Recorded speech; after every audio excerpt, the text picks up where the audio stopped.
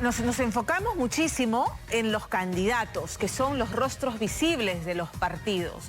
Pero un factor importantísimo en la estructura de poderes del Estado es el Congreso de la República. Detrás de los candidatos y de quien sea elegido presidente, en realidad, tendría que haber una bancada que ayude a empujar su plan de gobierno desde el Congreso de la República.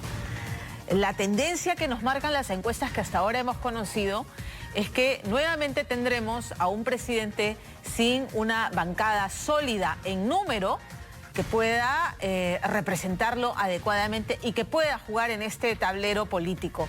Y de eso hemos vivido y hemos padecido con dos presidentes vacados sucesivamente, el señor Kuczynski y luego el señor Vizcarra, pese a la disolución del Parlamento.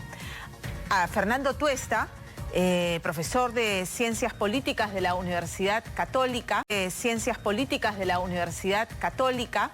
ha escrito un artículo muy interesante, pero que nos genera enorme preocupación respecto a cómo será la composición de este nuevo Parlamento y lo que supondría para la vida política en el Perú y para la gestión y el avance de los temas urgentes de cara a partir del 28 de julio. Fernando, ¿cómo estás? Bienvenido, buenas tardes. ¿Qué tal? ¿Cómo estás, Pamela? Gracias por la invitación. A ver, Fernando, nuevamente un Congreso fragmentado y un presidente probablemente sin una mayoría que le permita, digamos, llevar con solvencia, con solidez el plan de gobierno que ofrece, ¿no? Mira, estas son las consecuencias de no haber tomado las medidas necesarias y que la Comisión de Alto Nivel para la Reforma Política señaló en su momento, y que la idea era no repetir el 2016, ¿no? O disminuir la probabilidad que este escenario se vuelva a presentar. Con 25 partidos inscritos, 17 candidaturas presidenciales y 18 parlamentarias, y que además la elección parlamentaria sea en el mismo día de la primera vuelta, llevaba, y ya lo estamos viendo, a la alta probabilidad que el que salga elegido presidente, unos más que otros, eso lo podemos ver, esté en una situación precaria. Así es. Y de lo que se trataba era de no repetir el 2016, porque hemos tenido 4 presidentes en 5 años. Esa es la peor crisis política que se recuerda, salvo por los inicios de la República o la crisis de los años 30, pero ese es algo que realmente debíamos de evitar. Mira, estas son todavía, digamos, escenarios que no necesariamente se van a dar, pero sobre la base de las encuestas algo nos dice. Lo que sí nos dicen las encuestas, y probablemente esto no va a cambiar mucho, es que de los 18 partidos que postulan, por lo menos van a haber 8 bancadas. El resto va a desaparecer con circunscripción. Pero estas 8 bancadas expresan la dispersión, ¿no? Nosotros tuvimos 6 en el año 2016. Ahora sería alrededor de 8. ¿Cuántas empezamos en marzo del año pasado, cuando se instaló este Congreso? 9. Y luego se convirtieron en 12. 9 que se convirtieron en 12. Entonces, el partido que tenía más escaños era Acción Popular. ¿Con cuántos? Con 25. 25 de 130 es 18 punto y algo por ciento. Es bajísimo. Claro. Si en este momento gobernara Acción Popular, creo que no sabrían el dolor de cabeza, o quizás sí podrían imaginar por lo que están viendo al frente. Claro, claro. Porque incluso la posibilidad de llegar a ciertos acuerdos se complejiza porque son muchos. No es lo mismo, pues, debatir, acordar o intentar hacerlo 3-4 que 8-9, ¿no? Entonces, y además casi todas con una posibilidad, lo que en ciencia política se dice, así como tienen capacidad de coalición, capacidad de chantaje u obstrucción. Claro, porque ¿no? vida Entonces, orgánica en estos partidos que asegure fidelidad de la bancada, de los miembros de su bancada a la misma y al partido no existe. Y ese es otro digamos, de las constantes que hemos vivido en los últimos 10 años, ¿no? El que me salgo del partido, me voy a otro, formo mi mini bancada, lo venimos padeciendo. Entonces, si ya es un problema tener 8 o 9 bancadas, el problema se incrementa si estas bancadas no están cohesionadas. Porque entonces ya encuentras sectores dentro de ellas y es una frase muy común decir que votan pues por conciencia, ¿no? Y ese es en realidad la figura por las que votan diferente, ¿no? Claro. Y claro, los partidos no se deshacen de aquellos que están en una actitud disonante porque con las justas tienen algunos. Estamos hablando de mini bancadas. Eso es un problema para gobernar. Claro, y lo que va a necesitar quien llegue a Palacio de Gobierno entonces es formar coaliciones, porque de otro modo, ¿cómo sacar adelante el plan de gobierno? Va a tener que haber un esfuerzo enorme de operadores políticos que logren consensos y sumar bancadas para gobernar. Mira, solo en lo que va del siglo, ya luego de la caída del fujimorismo, Alejandro Toledo, Alan García y Ollanta Humala tuvieron en sus respectivos partidos la primera bancada mayoritaria, sin llegar a la mayoría absoluta, entre 36 y 47 escaños. Luego tú tenías al frente una bancada opositora, pero luego tenías unas 4 o 5 intermedias. Pues, ¿qué hacían los gobiernos? Trataban de lograr ciertos acuerdos con estas bancadas intermedias.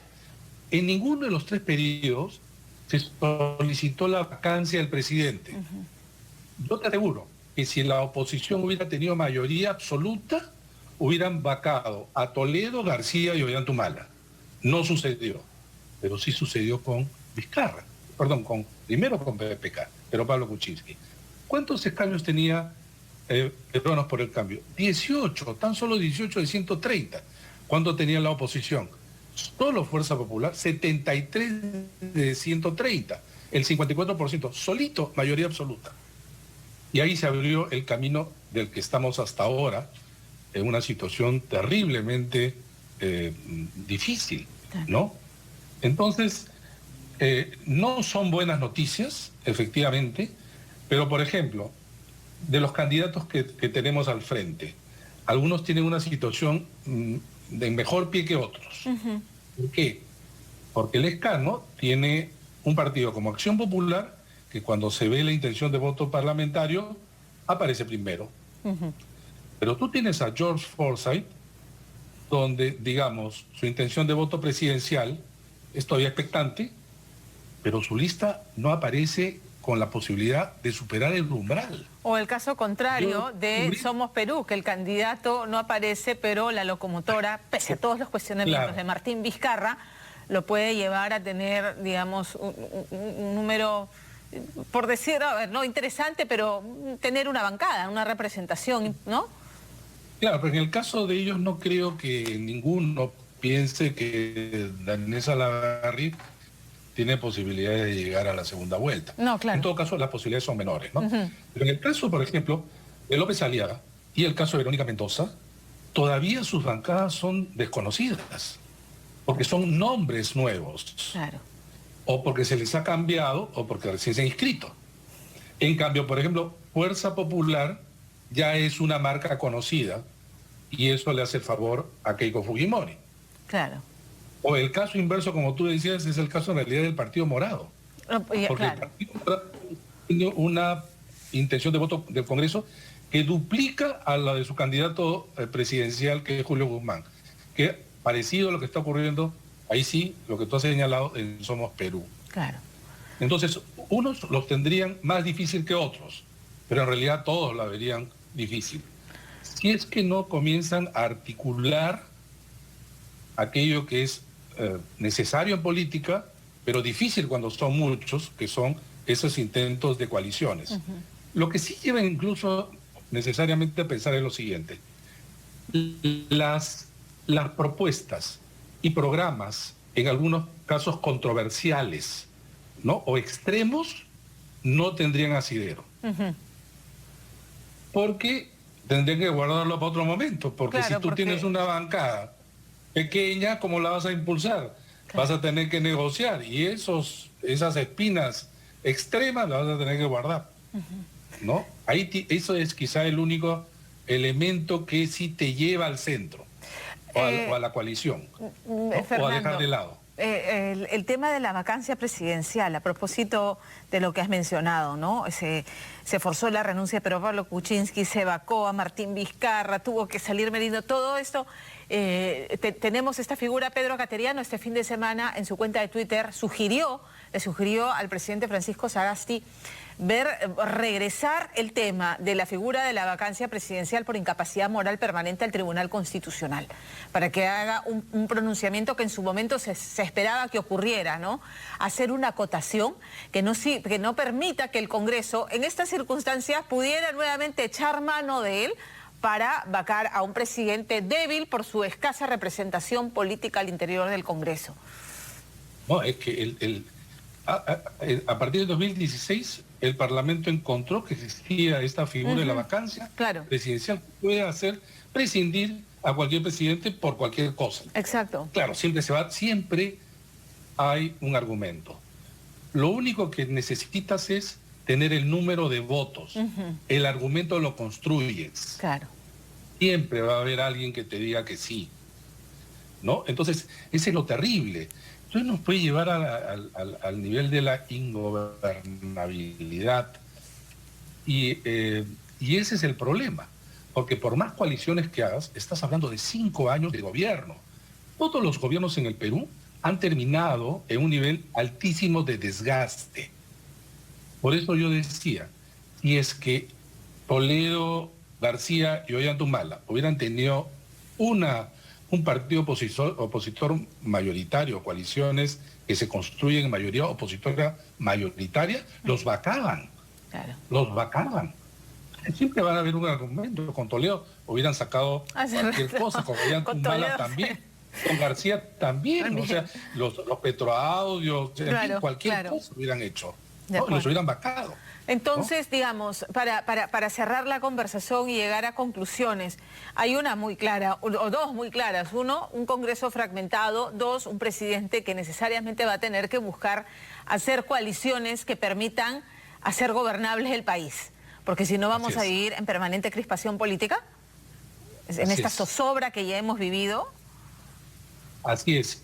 Y lo tercero, entonces, creo que los electores nos toca mirar con mayor cercanía, ¿no? Por quién votar, en el entendido de, tendrás una simpatía personal, pero tendrás que ver también de qué partido es, cómo es su bancada, qué tan estructurada para tener por lo menos la posibilidad de tener algo mínimamente predecible. Y en política lo predecible es importante.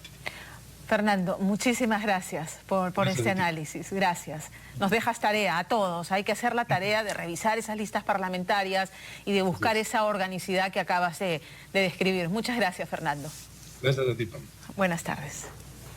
Volvemos al